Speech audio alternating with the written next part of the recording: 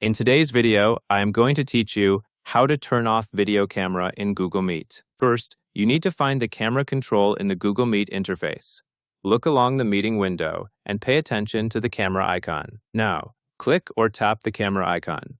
As soon as you do this, you should see a clear visual confirmation. The icon will turn red, or it may display a line through it.